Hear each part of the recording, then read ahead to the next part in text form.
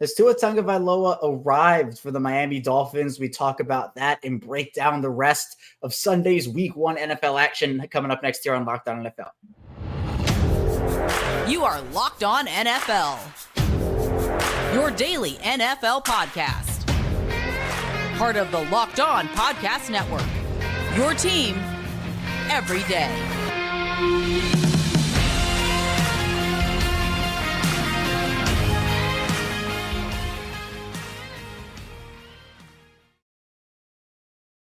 Welcome into another edition of the Locked On NFL podcast. We're your daily NFL podcast. I'm your host, Kevin Ostraker of Locked On Ravens, and I'm one of the many NFL experts here on our network. We're free and available all podcasting platforms. That includes over in video form on YouTube. And today's episode of Locked On NFL is brought to you by LinkedIn. LinkedIn Jobs helps you find the qualified candidate you want to talk to faster. Post your job for free at linkedin.com/LockedOnNFL. That's linkedin.com/LockedOnNFL to post your job for free. Terms and conditions apply. And we're breaking down all the NFL action on Sunday and the biggest stories surrounding Week 1, starting off with Tua Tagovailoa, who led the Dolphins to a 36-34 victory over the Los Angeles Chargers. We'll talk with Kyle Krabs of Locked On Dolphins in the first segment about Tua and if he has arrived to the show. Then in the second part of the show, we'll get into a loss of the Titans losing to the Saints 16-15 in Week 1. We'll talk with Tyler Rowland about what the Titans should do with Ryan Tannehill, who had not so good of a game in Week 1. Then finally, we'll talk with James Yarcho of Locked On Buccaneers as we'll dive into the Buccaneers' big win over the reigning NFC North champions, the Minnesota Vikings, and if the Bucs could still be one of the favorites to win the NFC South. So without any further ado, let's first get into our conversation with Kyle Krabs of Locked On Dolphins.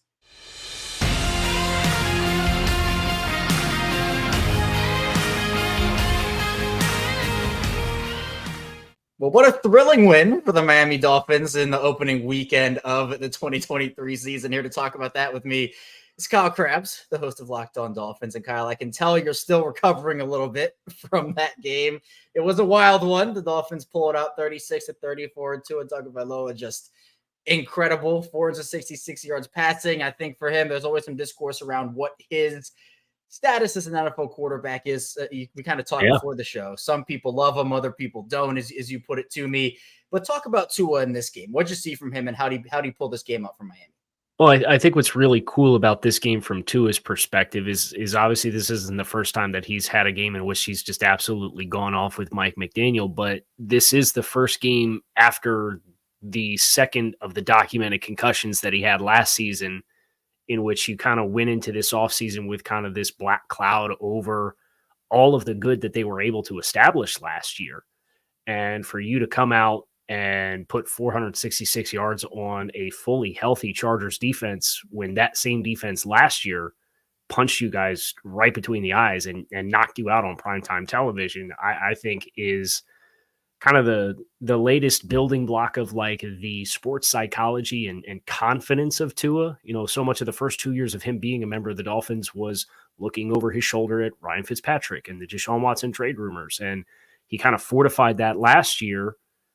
And then the injury stuff happened. So then you come out and you get this game and this opportunity against the team that gave you your worst performance last year. And for it to be the way that it was, I think that's the really cool element of Tua. He's obviously a skill-specific player, but he's somebody who the Dolphins are really committed to putting the best crew around him, and I think you saw that on Sunday. Yeah, and I think a lot of it too, Kyle, is the fact that the cool part, as you mentioned, with him coming back from the concussions, having this type of game, we were kind of talking off the air. Well, week 2 against Baltimore last season, essentially it was Tua coming out party on its own, but with this being the first game since the concussions and everything he went through last season, is this like a new arrival of Tua, or do you think there's still more for him to build on?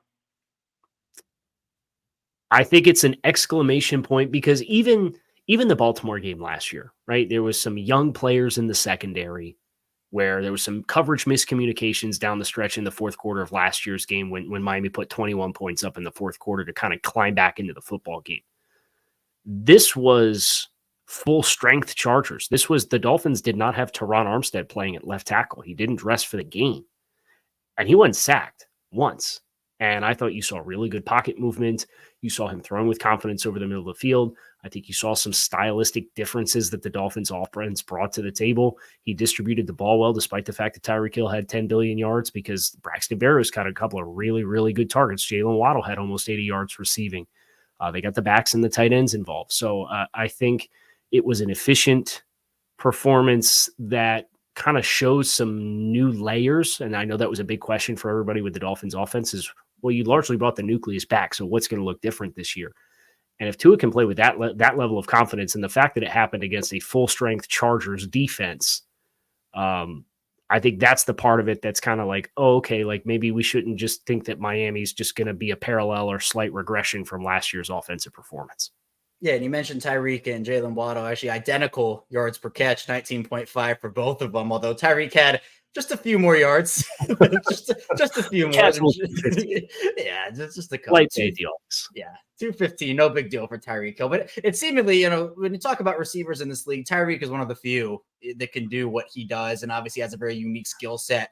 For Jalen Waddle, he adds that element also to the Dolphins offense. I mean, are those two, Kyle, in your opinion, the best wide receiver duo in the NFL? I think so. I think there's really good arguments to be had in Philadelphia and Cincinnati. Just the two off the top of my head. I know San Francisco's got a really good duo as well. But just for as good of route runners as they are, as explosive as they are, it really is an unreplicated experience to try to defend them. And what was interesting was when I went down to training camp this summer, backup quarterback Mike White had a press availability, and he was with the Jets last year. And it's the same tree of the Shanahan. It's all their offensive system last year was also of the Shanahan coaching tree. And he talked about, we watched this offense. We tried to, in game week, try to prep the defense for what Miami does. And you with our scout team, we literally could not replicate what Miami does because of just how explosive those two guys was. And I think that was a really cool testament from Mike White, who's now the backup in Miami, to kind of give that insight into, we tried to prep for it. We tried to watch it. We tried to steal some of it. We couldn't do it because they didn't have 10 and 17 on the field. And it's a testament to what those two bring. I mean, I know I wouldn't want to go out there and try to cover them, Kyle. I'd be pretty burnt toast out there against those two guys. I wouldn't want to try it personally. But moving over to defense, I know that it was a high-scoring game. The Chargers gather up 433 yards of total offense. We talked off there about how the Chargers won in so many categories, yet the Dolphins pull out the game. What did you see defensively from them in this one? I think there's rightfully a lot of concern for the rush defense in this game, and I think the front has to perform better with Vic Fangio's system to play in light box counts. But at the same time, you kind of got the sense with how they didn't structurally change how they were playing defense. They didn't roll the safety down with any level of consistency. They continued to present two high safety shells pre-snap. They said, we don't want to let Justin Herbert be the one that beats us. And we're going to try to get some early down stops. They didn't really do it. The times in which they got second and long situations was when the Chargers did kind of break mentally and throw the football, and you caused a couple of incompletions. But if the game plan was, we're going to limit explosive plays, we're not going to let Justin Herbert and the Chargers beat us off the top, we're going to force them to be methodical and be flawless and work their way down the field, you saw that play out for 60 minutes. And then at the very last possession, there's no pressure on Justin Herbert. The very last possession, when they have to throw the football, you get an intentional grounding, you get 2 sacks. And that's how you close the game. So I don't think this script to this extreme will be what you see on a weekly basis. And there is no question the front has to perform better because 4 of your top 5 tacklers were defensive backs. That's not sustainable. I can't work that way. But in this matchup with Justin Herbert and Keenan Allen and Mike Williams, if that's the sword you want to live and die by, I think they were willing to do that, and it paid off for them. Yeah, and I think there are a bunch of overreactions that happened, Kyle, in week one. Some, both directions, overreactions. Sure. But I feel like in this, you can still take away because it's a regular season game and, I think teams are rusty. But in terms of Miami, did this change any expectations for you? I know we've kind of talked expectations over the course of the offseason. I know we've talked Miami's ceiling, the Jalen Ramsey injury. Mm-hmm. But with this game, where are you with Miami's ceiling and what they can do this season? I think the thing that has me most peaked after week one was that clean sheet that the offensive line put out with Teron Armstead. Everybody saw the statistics of the ESPN pass block efficiencies of the Dolphins offensive line with Teron Armstead and without Teron Armstead last year. And it was like night and day. Well, Kendall Lamb at the swing tackle and then having Isaiah Wynn as your new starter at left guard, I think those two performed very, very well. And I think that gives me a little bit more optimism if Teron Armstead, who historically has missed a month, 5-6 games throughout the course of any one of the vast majority of his seasons in the NFL, if you do have to live a month without Teron Armstead, you just got a game down against Joey Bosa and Khalil Mack, and they couldn't sack the quarterback. So I think that's the needle mover for me as far as expectations. Now, if they go out and give up 220 yards rushing to the Patriots on Sunday Night Football next week, maybe it's going to bring the needle back down. But at least for now, that's kind of where I'm at. Major shout out to Kyle. Great insight on Tua and the Dolphins. And for more on Kyle's work, check him out over at the Locked On Dolphins podcast, part of Locked On Podcast Network, your team every day. Still a lot to get to on Locked On NFL. Coming up in the second part of the show, we'll be diving in to what the Titans should be doing with Ryan Tannehill at this point with Tyler Rowland of Locked On Titans. So be sure to stay tuned. Plan to get to on Locked On NFL. But first, this episode is brought to you by LinkedIn. And these days, every potential hire can feel like a high-stakes wager for your small business. You always want to be 100% certain you have access to the best qualified candidates available. That's why you have to check out LinkedIn Jobs. LinkedIn Jobs helps find the right people for your team faster and for free. And for myself, for people I know, for a lot of people, they have great experiences working with LinkedIn, whether it is for finding a job, hiring people for their businesses. A lot of positive experience coming out of LinkedIn, and it's really easy to create a free job post over on LinkedIn Jobs. All you have to do is add your job in the pro hashtag hiring frame to your LinkedIn profile to spread the word that you're hiring. They have simple tools you can use like training questions to make it easy to focus on candidates with just the right skills and experience. So you can quickly prioritize who you'd like to interview and who you would like to hire. And it's really important to start and end the year strong, and the right team member might be able to help do that. That's why small businesses rate LinkedIn Jobs #1 in delivering quality hires versus leading competitors. LinkedIn Jobs to find the qualified candidates you want to talk to you fast. Push your job for free at LinkedIn.com/LockedOnNFL. That's LinkedIn.com/LockedOnNFL to push your job for free. Just conditions apply. We're back here, a second segment of Locked On NFL on Monday after Sunday's Week 1 action. Kevin Oestreicher still here with you. We talk with Kyle Krabs about Tua Tagovailoa, but let's now talk about a former Miami Dolphins quarterback and current starter for the Tennessee Titans. Ryan Tannehill did not have a great day on Sunday. We'll get into a conversation with Tyler Rowland about what the Titans should do with their veteran quarterback right now.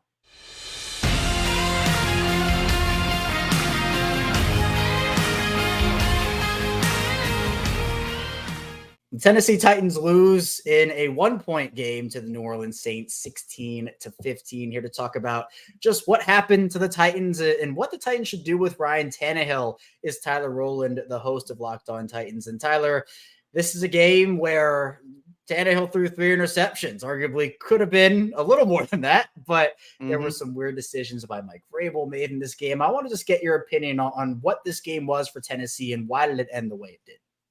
Well, in my opinion, it's just kind of a carryover of what we saw in 2022. A terrible Tennessee Titans offense that isn't able to get anything done or do anything consistently.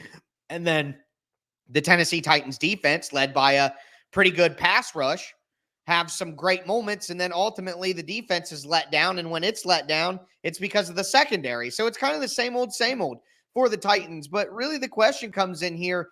The reason that you play Ryan Tannehill over the young quarterbacks and Malik Willis and Will Levis is because he gives you the best chance to win. Well, it's hard to make that argument when we watch what we saw from Ryan Tannehill on Sunday. In my opinion, the Bengals' loss in the playoffs was bad and the stakes were as high as possible. But this was the worst game that Ryan Tannehill has played as a Tennessee Titan. I mean, 3 interceptions, could have been 5 as well. And it wasn't just the interceptions. He had 2 players wide open in the second half down the play. Chigakonkwo on a double reverse pass, flea flicker, and then he had a wheel route to Tajay Spears down the sideline in the fourth quarter that was wide open as well. 2 easy throws to make for a touchdown, and he missed both of them. So he's not only throwing the ball to the other team, he's missing when his team is open. He just looked like a shell of himself, and I think it's week 1 and there's always these overreactions, Kevin. So I'm not going to come on here and tell you that the Titans need to bench Ryan Tannehill and make all these crazy changes or go to one of the young quarterbacks because that simply doesn't need to happen. The Titans have lost their first game of the season 3 years running now. So it's week 1. You don't give up and jump off the ship yet. But with this performance, again, this is the worst performance I've seen from Ryan Tannehill as quarterback of the Titans. If this continues, then at some point, it's not just going to be, hey, is there a better quarterback that we can play or get a look at the young guys? The team's going to be out of contention because they're not going to be able to win games playing like this with Ryan Tannehill playing this way and how poorly he played on Sunday. So if the Titans, the natural question always comes to, well, what would it take for Ryan Tannehill to get benched? I feel like that's obviously where the thought process goes for most people. And for me, it's very clearly after week 6. And it's kind of ironic that you go back to when Ryan Tannehill was installed as the starter for the Titans. And after a week 6 loss to the Broncos, the change was made. Well, I think that's a sign of what Mike Vrabel sees as valid enough time to make a change like that. A third of the season, 6 weeks. The Titans go to Baltimore and play in London against the Ravens. If they come home from that game 2-4, 1-5, I think you go into the bye, you go to Malik Willis, you go to Will Levis, whichever one you like more, and you see what they have at that point. I think it may be a valid conversation by week 6 is when you really got to take measure. But this was an awful performance by Tannehill. No way around it. And it leaves the Titans with a lot of questions. Yeah, and I know for Tennessee, Tyler, they have a couple of big games even before the Baltimore game in week 6. Obviously, next week, the Chargers come into town. Then you have Cleveland, Cincinnati. I mean, these are games that really brutal early start to the season. If Ryan Tannehill plays like this again in week 2 and then again in week 3, does that leash get even shorter? Or do you think 6 is like the cutoff for you, the start of that leash for him? I mean, say they start off 0-4, then maybe at that point, I mean, historically speaking, I don't know how many teams have come back from 0-4 to make the playoffs, but I doubt the list is very long. So I think if you go 0-4 and Tannehill plays terrible against the Bengals, which would bring back some demons in everyone's mind, no way around it. It would be the Bengals' 4th straight win against the Titans over the span of Joe Burrow's career. The Titans have never beat him. If it's really ugly and we see if Tannehill throws multi-interception games twice in the next 3 games or so and really goes out in a ball of fire against the Bengals and the Titans are 0-4, then maybe 5% chance they go to one of the young guys early. But I would say 6 games, and then you get the bye week because then you can get the rookie in there for a full week of practice during the bye, then get the second week of practice leading up to the game and get them more comfortable than you typically can during the season. So I'm still going to hold firm with that 6 games no matter what. But, I mean, we obviously see from this game against the Saints, there is a disaster scenario here where the Titans turn into the pumpkin that everybody in the national media thought they would be, and Ryan Tannehill is at the center of the rotting core. Yeah, and I know we've had the conversation before about the young guys, Tyler, in Malik Willis and Will Levis. If either of those guys were to be the option, because again, I'm not an overreact. I don't want to overreact one way or the other in week 1, just like you do. But I feel like with Tannehill, he's the veteran, the experienced veteran. I think that gives him a leg up. But what would Willis or Levis bring to the Titans, and who do you even think they'd go to if Tannehill gets benched? Well, I think one of the big issues with Ryan Tannehill at 35 years old is his lack of pocket mobility. I mean, there's a lot of athletic pass rushers in the NFL nowadays. You look around at the best quarterbacks in the NFL, they all have mobility. They all have the ability to make off-schedule, second reaction plays, make out of the pocket, stay in the pocket, move around. And at 35 years old, I joke Ryan Tannehill's the Tin Man. That's what he looks like moving around out there. He needs the oil can, you know what I mean? And it's just not coming. It's just not coming for him. He can't move around in the pocket. The Titans don't have a great offensive line. That's not Tannehill's fault, but that's a reality. So I think one big thing that one of the young guys could offer, whether it be Willis or Levis, is just a young guy who can move around a little bit. And I thought some of the throws Ryan Tannehill made that turned into interceptions were, I'm 35 years old. I can't take a hit. I don't want to take a hit. I run around. I'm going to get hurt. I got hurt real bad last year. I can't do it. I'm just going to get rid of the ball and see what happens. And those turn into turnovers. So if the Titans play one of the young guys, I think at this point they'd go with Malik Willis. Levis has been banged up and hasn't got quite the reps you would hope. Willis took a lot of reps in the preseason. He's the second-year player, and I think he has higher upside traits, quite honestly, in the mobility and the arm strength and the playmaking. So I would play Willis. I think it would just result in more losses, But I mean, at some point, if you're not making the playoffs, Tannehill isn't your guy of the future. You better go ahead and look at two of the young guys and figure out what you need to do in 2024. And if both of them are terrible, then maybe you get Caleb Williams or Drake May. We'll see what the Titans do, but of course, I appreciate Tyler for coming on and giving me some of his time to talk about the Titans and that unfortunate loss. For more on the Titans and Tyler's work, check him out over at the Locked On Titans podcast. You can also find him here on Locked On NFL, part of Locked On Podcast Network, your team every day. We still got a little bit to get to. Don't go anywhere yet. We talk with James Yarcho of Locked On Bucks about the Buccaneers' big win, Baker Mayfield and those Bucks pretty much upsetting the Minnesota Vikings. So be sure to stay tuned. Plenty to get to on Locked On NFL. But first, this episode is brought to you by FanDuel Sportsbook. And get ready for the NFL season with incredible offers from FanDuel, America's #1 sportsbook. Right now, new customers get $5 and get $200 in bonus bets guaranteed. Plus, all customers who bet $5 will get $100 off NFL Sunday Ticket from YouTube and YouTube TV. Now's the best time to join FanDuel. The app's easy to use.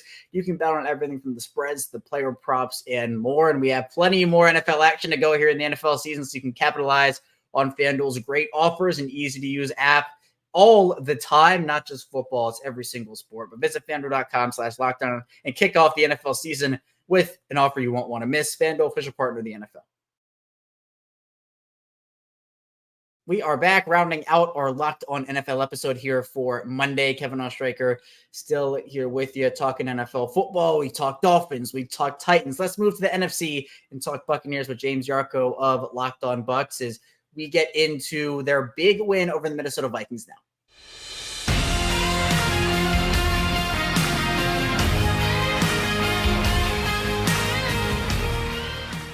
The Tampa Bay Buccaneers, out of nowhere for most, but not all, take down the Minnesota Vikings 20-17, start off their 2023 season with a bang. Here to talk about that with me is James Yarcho, one of the hosts over at Locked On Bucks. And James, I know a lot of people talk about the NFC South and how bad it's going to be this year, but hey, look at this Tampa team going in and knocking off the defending NFC North champs. Baker Mayfield throws for 2 touchdowns. Mike Evans, amid all the contract controversy, picks up one of his own.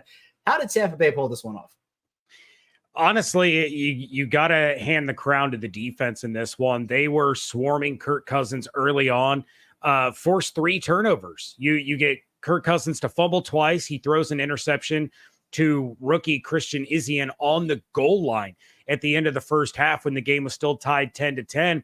And then you had Devin White, who looked like a man on a mission. He looked like the 2020 playoff version of Devin White. So it was really all about the defense. Justin Jefferson was going to get his, but it was about limiting the other opportunities for guys like Alexander Mattison and TJ Hawkinson. Jordan Addison found the end zone, but overall, the defense kept the Buccaneers offense in this game long enough for them to kind of get comfortable, find a groove, and for Baker Mayfield to move the Bucs down the field. And then you have Chase McLaughlin with a 57-yard field goal that decides it. Man, it was unbelievable. But James, do you think that kind of has to be the Bucs' identity this year? I know there have been a couple of questions about the defense and how it can bounce back after, I think, a disappointing year last year. But do you think that the defense kind of has to get the offense going in a lot of these games, or do you think the Bucs' offense can jumpstart themselves as the year goes on? I think they'll certainly be able to jumpstart themselves. What you have here is you have a starting offense that really didn't play together a whole lot throughout the preseason. You have a rookie offensive coordinator and play caller in Dave Canales, and you saw those growing pains in the first half. There's no doubt about it.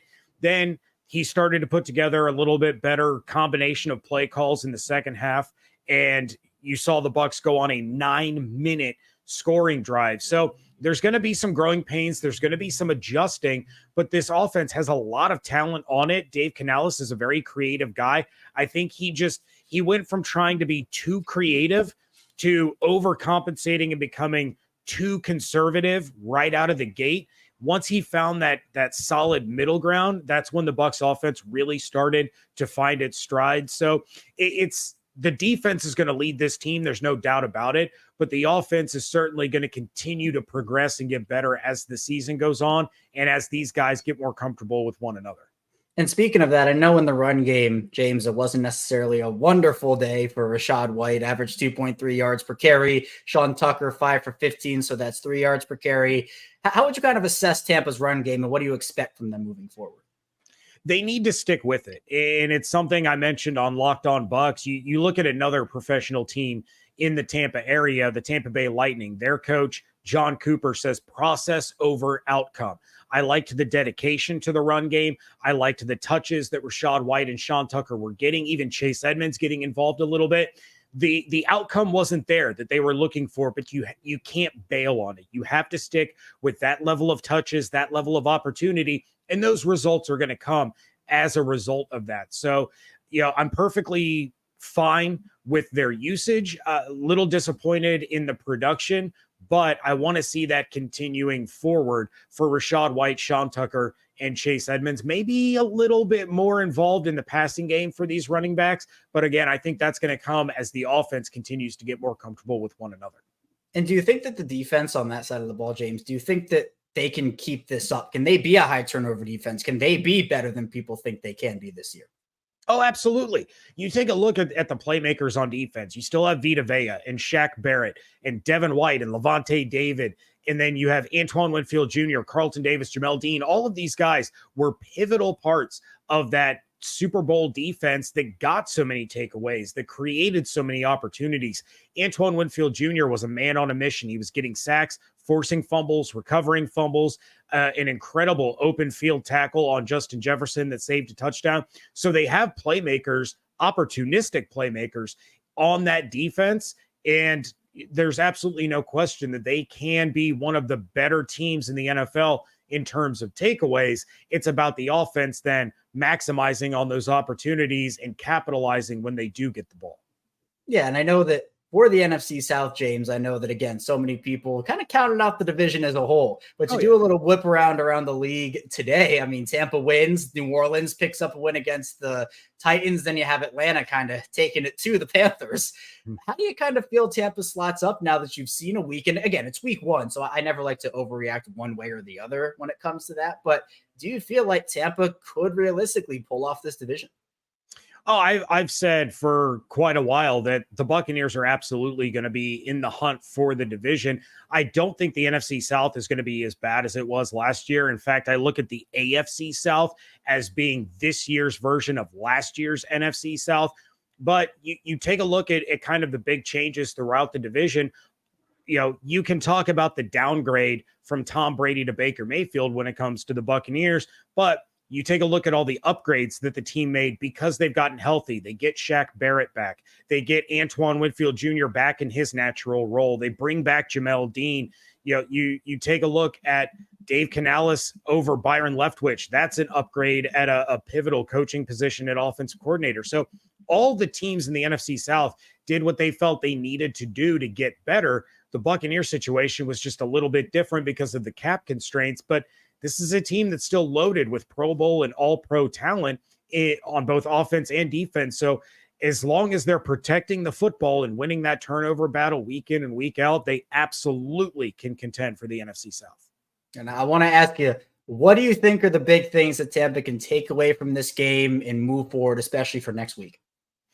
I want them to go back to some of the things that we saw in the preseason. Dave Canales was so good about moving the pocket, putting guys in motion, moving things around to try to buy Baker Mayfield some extra time because the offensive line is still not the greatest. We didn't see that creativity. We didn't see that ingenuity during this game against the Vikings, and Baker was under duress a lot throughout the game. I want to see them go back to that, learn from the mistakes, create opportunities for Baker Mayfield and his pass catchers by moving things around, shifting some bootlegs, some play action, and really give Baker an opportunity to sit in the pocket for more than a second and a half before there's a defender in his face. The Buccaneers could maybe play spoiler. I know there's no clear favorite in the NFC South. I guess you could call the Saints that, but maybe the Bucs end up playing spoiler. But I appreciate James for hopping on for more on James's work. Check him out over at the Locked On Buccaneers podcast, part of Locked On Podcast Network, your team every day. That's all I have for you here today on Locked On NFL. Thank you so much for tuning into the show. When we get back here tomorrow, more NFL content with your Tuesday host. So be sure to stay tuned for that. We'll see you right back here tomorrow on Locked On NFL.